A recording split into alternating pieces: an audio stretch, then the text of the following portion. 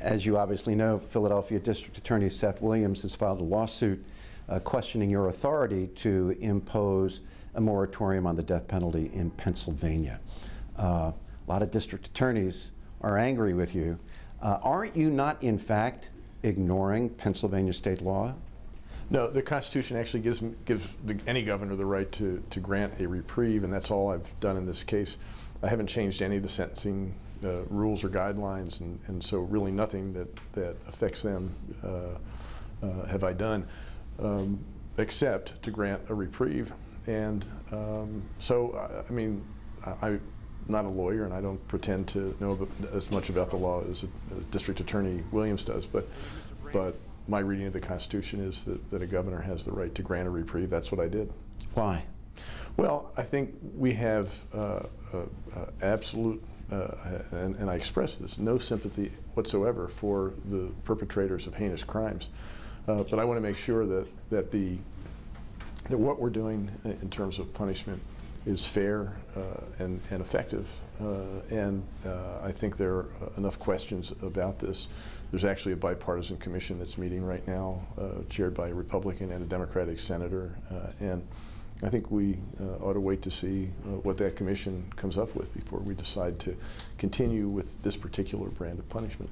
And do you foresee, after getting this report, a time where you are going to change your policy and approach to capital punishment? I look at information and evidence just like other people do, and I think this deserves a rational review, a logical review, and that's what I intend to give it. What do you say to the families of crime victims who see this as almost an assault on their ability to find closure?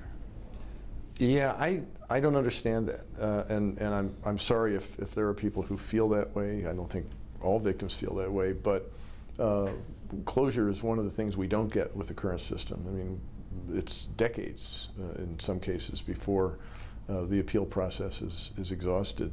And it seems to me, I'm not a psychologist, but it seems to me that's not a really good way to get closure. So if it's closure that you want, I don't understand how the current death penalty system actually gives any victims' families that. Again, I am expressing absolute sympathy with the victims. The people on death row have been convicted of heinous crimes, and we need to make sure they pay for those crimes. The question is this the appropriate way to do it? You have proposed raising the state income tax. You have proposed raising the sales tax and expanding the tax to cover more goods and services. Republican leadership in Harrisburg has all but said this isn't going to happen. What is it about Governor Tom Wolf that can fight through, number one, the barrier of partisanship, and two, public opinion, which seems to be going against you in terms of raising these taxes? Well, I'm not sure it is. You've neglected to mention that I'm dropping the property taxes by an average of 50%. I'm dropping business taxes by 50%. I am trying to reset overall the way we fund our public services and public goods, and creating, I think, a fairer tax system so that people are not going to be threatened with having to leave their homes because they can't pay their property taxes for support of public education. And I think a lot of people, I heard in the campaign, and I'm assuming that the Republican as well as Democratic legislative candidates heard the same thing, that people in Pennsylvania are really fed up with the system for funding public education. So I think a lot of people are looking at this reset as a really good thing, and I'm going to be interested to see how any member of the legislature says no to something that so many citizens of Pennsylvania seem to want. It was my impression that during the campaign you said you were against a sales tax increase because you thought it placed an unfair burden on low-income citizens. I thought that we ought to be very careful about the sales tax increase because of all the taxes. It has a regressive nature to it.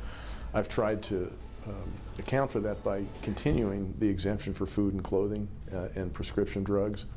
So in terms of the necessities of life, they are continue to be totally exempt from the sales tax. But I also heard that a really unfair part of our tax system right now is the way we raise money for public education. Too much of it rests on the shoulders of property taxpayers throughout the state, Republican and Democratic areas, and people wanted to change from that. So I listened. This is what I heard, and I think my overall proposal, holistically, including a new tax, the severance tax, which most Pennsylvanians seem to want, and which most others, actually every other state with natural resources already does, Texas, Alaska, Louisiana, just playing some catch up here. I think my proposal overall is something that people of Pennsylvania should like. You mentioned the severance tax on fracking. There are still folks out there, including some medical experts, who think that fracking is a public health hazard, that it can pollute the water supply, drinking water, silica dust in the air can be dangerous from a point of view of air pollution, particularly for communities that are near these fracking wells. I know you're sensitive to the environment and to people's public health. How do you reconcile? Well, I have worked as hard as I can to understand the issue, and I've surrounded myself with people who are really knowledgeable about environmental issues. We have concluded that we can do this right, and so I want to do it, and I want to do it right, and which is why my severance tax has a component in it to make sure that we're funding the Department of Environmental Protection adequately, so we have enough enforcement of the regulations in place, and we have to make sure that the regulations are adequate to the task. But I'm proposing $10 million additional dollars for the Department of Environmental Protection. I think that if we do this right, we're going to create really good jobs. We're going to create things for bring additional value to our economy that we wouldn't have if we just shut it down. And I believe we can do it without harming the environment, the water or the air. And that's what I ran on. I said I was going to do that, and that's what I'm proposing to do right now. Is a certain amount of air pollution and water pollution the cost of doing business and getting this extra revenue? No, I don't think so. I think we can do this without polluting the air or the water, and that's what I'm counting on. And the experts I've surrounded myself with believe we can do that. We have to have the right oversight. We have to have the right regulations. But we should all want a healthy industry, an industry that doesn't pollute, but an industry that creates good jobs and that improves the economic status of the state of the Commonwealth of Pennsylvania. Republicans in Harrisburg have not historically shown a great deal of sympathy for the funding crisis for Philadelphia public schools. I wonder, does the Philadelphia Federation of Teachers have to step up and make certain kinds of concessions before Republicans in Harrisburg will take the Philadelphia school crisis seriously? I don't think this has anything to do with what that organization does or doesn't do. I think this has to do with a decision all of us as Pennsylvanians have to make as to how important a good education is. I ran and said in a lot of places, and I continue to say that I'm from York County, but I really need the kids in Philadelphia to get a good education. And they need my kids in York County to get a good education. And we all need the kids in Elk County to get a good education. And I think the thing that I'm trying to convince the folks in Harrisburg of is that this is not a local thing. That's not a matter of making sure my kids or my grandchildren are educated or my nieces or nephews. I need everybody in Pennsylvania to get access to a good education. And I think that's really the issue. And that's what I'm trying to convince people. So I don't think it matters what any organization does or what this politician believes or that politician. I think we all have got to come to the recognition, and it's nice to have truth on the side of this, the recognition that we've got to make sure that everybody has access to a good education regardless of his or her zip code. That is going to be important for all of us, and we can't isolate ourselves from what happens in places like Philly or York or Erie.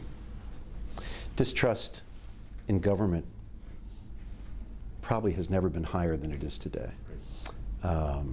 Gridlock in Washington grabs a lot of headlines, and people are tired of it. You're a Democratic governor.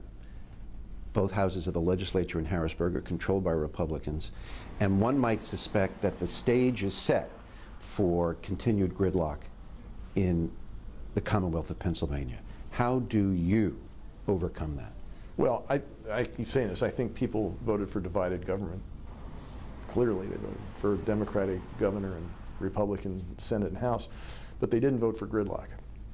And I don't think people like what they see in Washington. I don't think they want that in Harrisburg, and I don't think any of us in Harrisburg want that. And I think we all recognize that that is part of what's causing the distrust. It's just part of it. There are a lot of things, but you're right. People just don't trust their government, and that's a problem. How do you overcome that? Well, what can you do to eliminate that distrust? I think what I can do is behave ethically. And that's why I'm promoting transparency. I didn't like the sort of games that I saw being played by the last administration as I was coming into office and they were leaving. First full day I was in office, I had my whole cabinet together and we talked about how we're going to make sure that we take affirmative steps to be transparent and open. On the way here, we had a seminar with all the cabinet on how we make sure that we have our records open and that we're transparent. I want to make sure that the appointments I make are appointments that actually are for good. And I think those are the things that we have to do. I look at, and I kept talking about the turnout in the general election, I think was less than 42%. And we need, that is atrocious. That's not good. Are you comfortable with Kathleen Kane as Attorney General? General Kane, I think, is a fine person. I think she's going through some really tough times right now, and I'm sorry that she's going through those issues, but she's dealing with those, and the legal system will play out, and we're just going to have to let that happen. You were an undergraduate at Dartmouth College, and you interrupted your studies to go to the Peace Corps. What did you learn in the Peace Corps with that experience that should make you a better governor today? I think it made me a better human being. I learned, I was 19 when I dropped out of college and went off to the Peace Corps. Spent over 2 years in the Peace Corps, and I learned that there's really nothing you can't do. I'm not good at a lot of things, but you're by yourself in a remote village in India and things happen that just never happened to you in your life, and you learn that life is interesting, has a lot of challenges, throws a lot of things at you, and you got to do some bobbing and weaving. And I think those are the things that helped me throughout my life, that there wasn't anything that really just floored me and said, I just can't do that. I'll figure something out. And that was what I got out of the Peace Corps.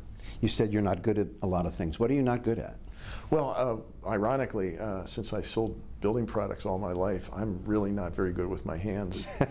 When I was running the hardware store in Manchester, I would do these do-it-yourself clinics on how to use some of our products. And people would come to those things, I think partially for the glazed donuts that I was giving out, but also just to see me mess up what I was trying to show, because they thought it was sort of a good comedy routine. So it's a good thing you knew how to hire good carpenters. I know how to hire good people. I know the theory of things. I just not really good putting stuff together myself, and that's just me. I think when someone steps into a new job, particularly a job that is challenging, to me it would be almost inevitable that there would be moments of insecurity and anxiety.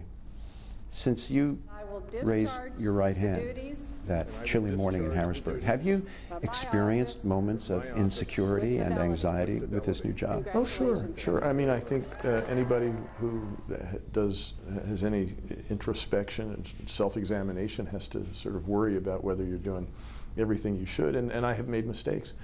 But What mistakes have you already made? Well, I think sort of saying things and believing things and having a misunderstanding with people I didn't mean to have a misunderstanding with. But on the whole, I'm finding the job really rewarding and interesting. I'm glad I took so much time to try to get the job, and I'm glad the people of Pennsylvania hired me, because I'm really enjoying the position of governor. What was the most important day in your life? Of course, my marriage. The personal things are most important. I think. You said, forgive me, you said your marriage. Do you remember, what do you remember from your wedding day? I remember a lot. I remember marrying the love of my life, and we're still married. We'll celebrate our 40th wedding anniversary in June, and that was, one of the best days of my life. Another of my best days, the 2 days my 2 daughters were born. Those are the important things. I mean, and the rest of the stuff, you do your best, you work hard, and you try to do everything you said you were going to do, but what's really important is your family. Was there a moment when you had this epiphany, I think I want to be governor of Pennsylvania? I remember, when I had retired from my business back in 2006, and Governor Rendell asked if I would come to serve in Harrisburg, and I really wasn't that interested. I was ready to retire. I think I was 58 years old. And then I went off on vacation and thought, I'm not ready to retire. So I went back and said, okay, what do you want? And I became Secretary of Revenue. And it was during the time, at some point, when I was Secretary of Revenue, I realized that being Secretary of Revenue is, you're just collecting the taxes. It's not like I loved it. I just loved being in Harrisburg. I loved being in a place where people were making public policy decisions and having discussions about, how we can do a better job of serving this set of citizens. Maybe other people would not have been as excited by that as I was, but I was really excited. So that was when I decided to run for governor. That was back in the election of 2010. And I started in 2008, resigned as Secretary of Revenue, and then 2009 found that because of the recession, the old business I had sold was going under, and I decided to forfeit the campaign, go back to my company, and figured that was not going to happen. But the company did well, and I realized I could do this. But the epiphany really came back when I was Secretary of Revenue, and I saw from the inside what great things good people can do in a place like Harrisburg.